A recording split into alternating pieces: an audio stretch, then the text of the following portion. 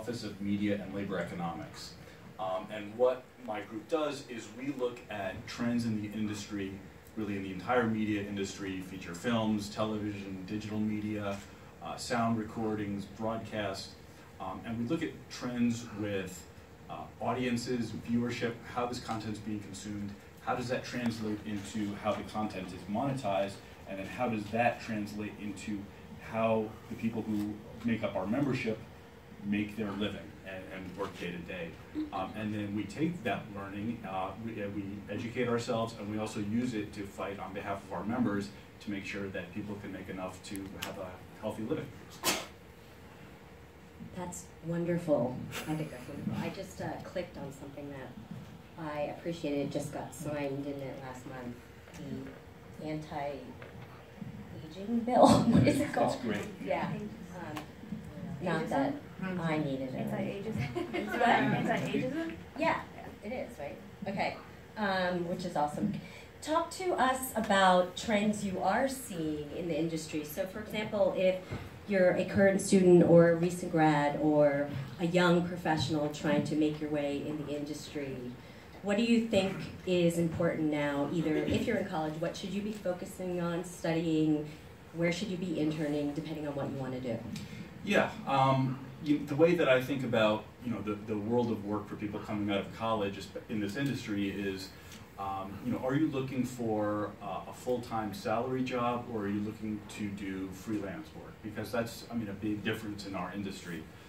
There's a lot of kinds of jobs that are both. They offer very different kinds of opportunities.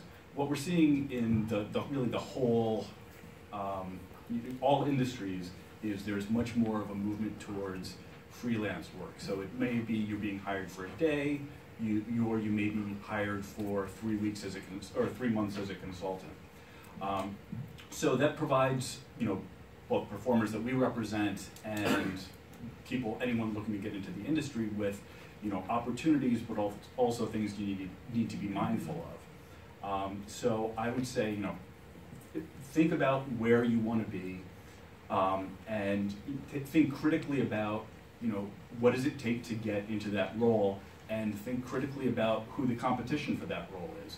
Because, actors have been dealing with this, since the beginning of acting, but, more and more people are dealing with this now, is that when there's a job opportunity, there's a lot of people competing for it. And when jobs are for 1 week at a time, then you have to compete for that job, very regularly. So I'd say, think very hard about what it is you want to do and know who else is doing that work so that you can be prepared to compete with them.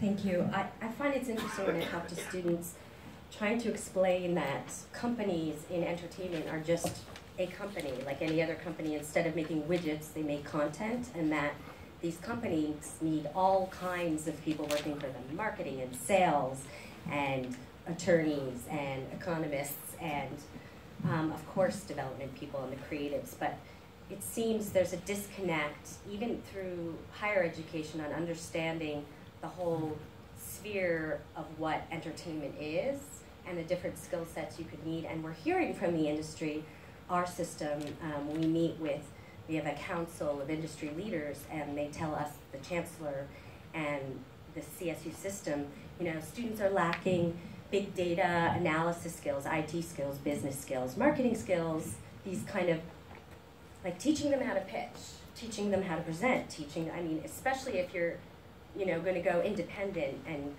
someone I know all the time is pitching her projects and trying to get things off the ground. And how do you understand how to do that? How do you learn how to do that? So thank you also for the segue about the difference between maybe working for a company or working for yourself, project to project, or starting your own company, because Maya could speak to that because she's had both experiences. Yeah, hi there.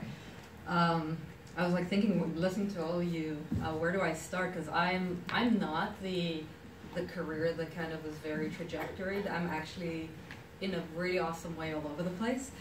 I actually started my first job, my first real job was both animator and QA tester for software. It was a facial motion capture software. It was actually pretty advanced for its time because it was 1999 in Israel.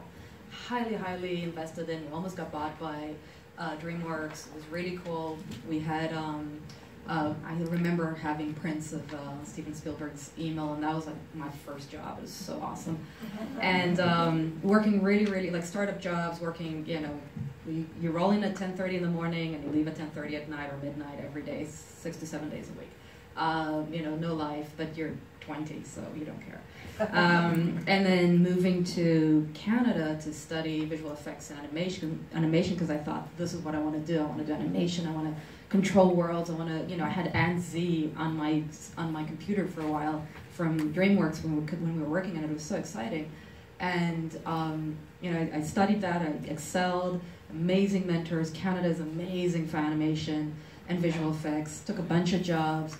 Did everything from this young soup visual effects supervisor to animation editing, everything in Match Music, which was like MTV. Then moved not here, but to San Francisco, which is its own ecosystem. And in the beginning, really tried to make it for about, I think, 8 years past Vancouver times in the industry, but San Francisco is not LA. And in the beginning it was okay. I worked with, actually told you that I worked on Shark Boy and Lava Girl as a match moving artist and visual effects artist. Robert Rodriguez's movie for The Orphanage, which was a little boutique studio next to ILM in the Presidio in San Francisco. And that was amazing. It was a great experience. Learned a lot, was working with people from Weta, just loved it. Then did a couple of shows for MTV. Called Video Mods, which was taking 3D characters from famous games and mashing them with famous songs. And then we did the same thing but taking real singers and building them in 3D. Like we had Billy Idol, and we had Lil Wayne, and we had Disturbed, and we had Korn, and we built this whole system, and we built a game around it, and we created these like crazy mashing of different platforms and different ideas. And you know, so I both worked on developing that game, developing the music videos, running a little art animation department, trying to do everything. So what I actually noticed, like up until then, that I'm an entrepreneur and I work in startups, and every group that I worked in was kind of a startup group, working in entertainment. And then 2008 happened, and San Francisco basically got deleted off the visual effects map. I mean, we have still ILM, we have Tippett, we have Pixar, and EA. And those are like the big ones, and then everything little was gone. Like there's a few little boutique houses. So then the competition was ridiculous to even get into these bigger companies. So at that point, after working really hard, you know, 6-7 days a week on and I worked in game trailers and cinematics and worked with a lot of the game companies, I think probably most of them. I decided to pivot, and I said, what is next? And I said, well, I worked in games, I worked in film, I worked in television for a little bit. I did all of these different things. I even did stop motion for a while. I've run events.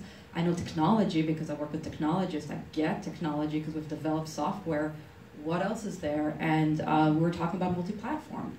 So the understanding of there's an ecosystem for this whole thing, and it wraps around both entertainment and technology. How do you get jobs in that? So that was my inquiry. And part of my inquiry was establishing a group called Transmedia SF. It started as a meetup group and ran for about 4 or 5 years. I mean, we're still, in actuality, we're still around, but again, I'm pivoting, which is such a San Francisco word. I know. Like, what are you pivoting to next?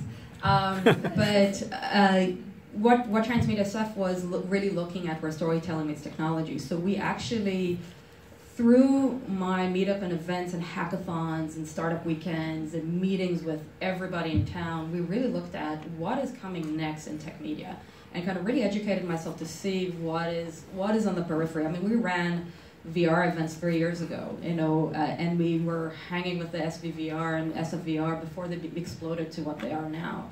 And really looking at these different trends. So that has been a lot of what I've been looking at, and working with companies to look at what do they put their narrative to next? Like, what do they invest in next? How do they actually move forward on this?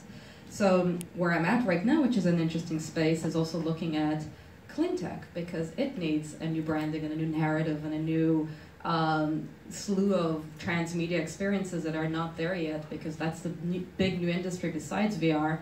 Even though I'm running an event that's gonna have smart city VR, so basically taking VR and creating experiences of what the cities of the future are gonna look like. So moving from always, what's the narrative? What's going on here? Like, what's the new technology that's coming forward? And that's been really an interesting thing for me. So I'm really not a cut and dry, this is exactly what I do. I'm more, as I move forward and work with a lot of people in very nascent, interesting industry, my role is literally a bridge